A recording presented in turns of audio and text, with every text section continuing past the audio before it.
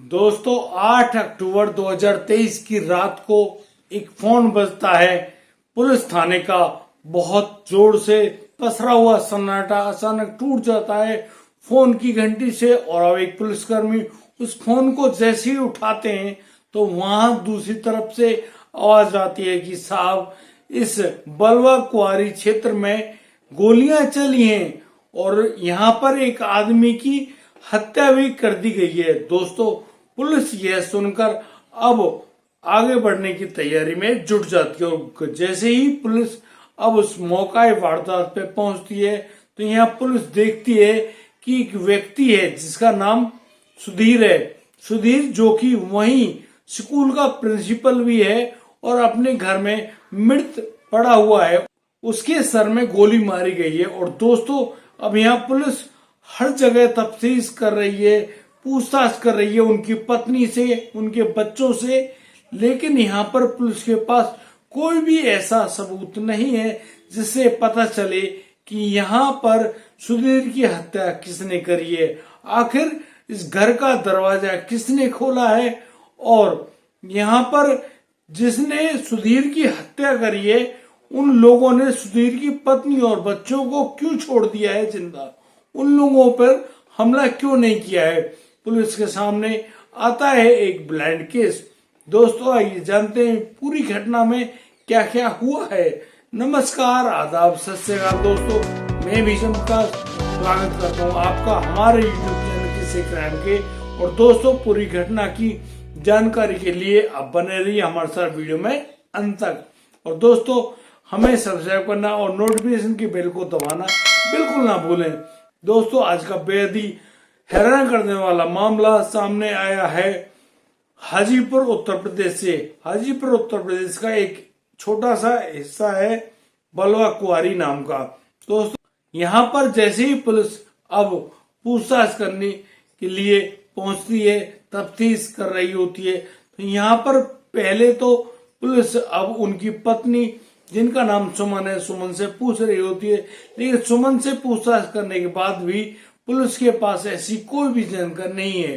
Police अब सोच रही होती है कहीं ऐसा तो नहीं इनकी पत्नी का कोई प्रेम प्रसंग हो, लेकिन पुलिस पूरी पूछताछ करने में ऐसा कोई भी सबूत नहीं निकाल पाती है कि यहाँ पर उनकी सुधीर की हत्या में उनकी पत्नी का ही कोई हाथ हो। दोस्तों, अब पुलिस के पास ऐसा कोई भी सबूत नहीं है, ऐसी कोई भी जानकारी नहीं है जिसकी वजह से पुलिस ये साबित कर सके कि सुधीर कुमार की जो हत्या हुई है उसमें उनकी पत्नी का ही कोई हाथ हो।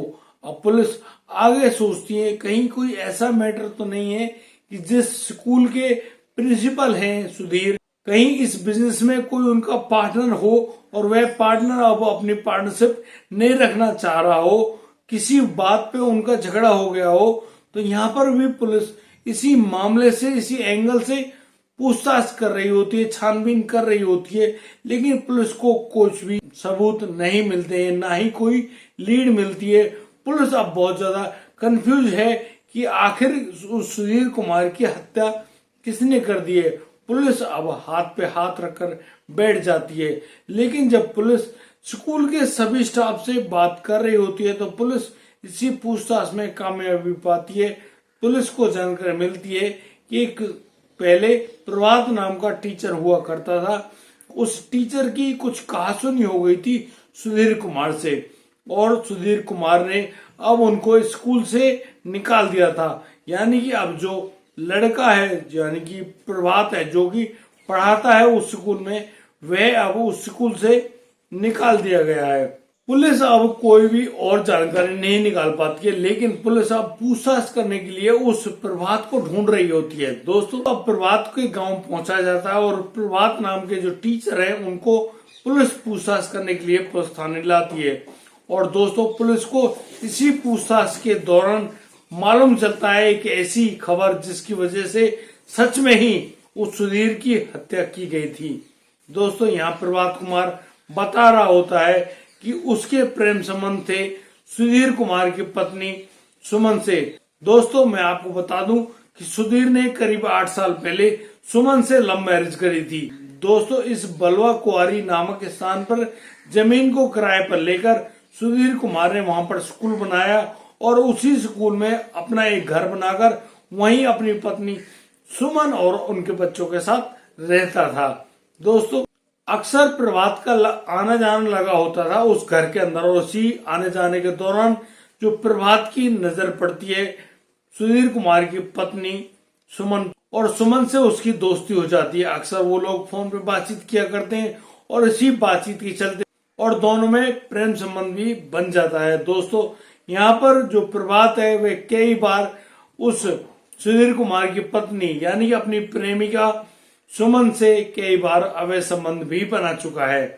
दोस्तों, एक बार जब सुधीर को इसके बारे में जानकारी पता चलती है कि यहाँ प्रभात के अवैध संबंध बन गए हैं उनकी पत्नी सुमन से, तो यह बात जो सुधीर कुमार उनको बिल्कुल नागवार गुजरती है, और इसी बात के चलते अब जो सुधीर कुमार हैं वो प्रभात से मना करते हैं, लेकिन प्रभात भी अपनी आदत से बाज नहीं आता है और वह किसी भी प्रकार से सुमन से प्रेम करना नहीं छोड़ता है। दोस्तों, कहीं कोई बड़ी खबर ना बन जाए, इसी वजह से अब जो सुधीर कुमार है वो प्रभात कुमार को बुरा भला कहकर उस स्कूल से निकाल देते हैं, यानी कि उस स्कूल से उनको भगा देते हैं। इसी बारे में अब जब सुमन और प्रभात एक दूसरे से नहीं मिल पा रहे होते हैं तो सुमन एक दिन फोन करती है प्रभात के पास। दोस्तों, इन सभी बातों को प्रभात अब उस पूछताछ में बता रहा होता है कि यहाँ पर सुमन ने ही एक साजिश रची थी और सुमन चाहती थी कि वह अब सुधीर कुमार के साथ नहीं रहना चाहती है, क्योंकि सुधीर कुमार ने प्रभात कुमार के नाम को लेकर उनके साथ भी मारपीट अवश्य करी थी। दोस्तों, यहाँ पर जो सुमन है वह अपने पति से बदला लेना चाहती थी और इसी बात के चलते वह अपने प्रेमी प्रभात को अपने पति को मारने के लिए कहती है, और फिर 8 अक्टूबर 2023 की रात को वह अपने कमरे के जो खिड़की है उसको खुला छोड़ देती है और उसी खिड़की में से प्रभात अपने एक साथी के साथ उस कमरे में घुस जाता है और फिर सीधा आकर सो रहे सुधीर कुमार के सिर में गोली मार देता है। दोस्तों, यहाँ पर जो प्रभात है वह सुधीर कुमार की पत्नी यानी कि अपनी प्रेमिका सुमन के साथ कोई लूटपाट, झगड़ा या गोली मारने जैसी प्रक्रिया को अंजाम नहीं देता है।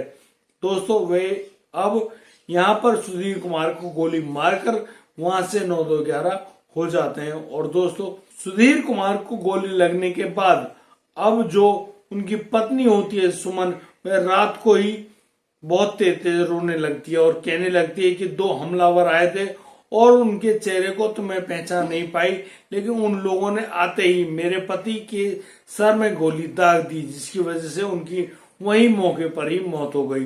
दोस्तों, पुलिस ने जब प्रभात के साथ इस तरह की पूछताछ करी तब जाके पुलिस उस ब्लाइंड मर्डर का खुलासा करने में सफल हो पाई, जिसके बारे में पुलिस को कोई भी जानकारी नहीं थी कि आखिर सुधीर कुमार की किसने हत्या करी है।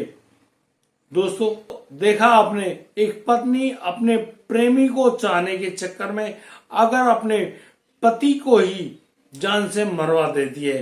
दोस्तों, हमारी इस वीडियो को लाइक करें, कमेंट करें, शेयर करें और हाँ, सब्सक्राइब करना बिल्कुल ना भूलें। और दोस्तों, अब दीजिए मुझे इजाजत, मिलता हूं कल रात, लाता हूं नया सनसनीखेज मामला। तब तक के लिए आप बढ़िया रहें, बेहतरीन रहें, अपने परिवार का बखूबी ख्याल रखते रहें। जय हिंद, जय भारत।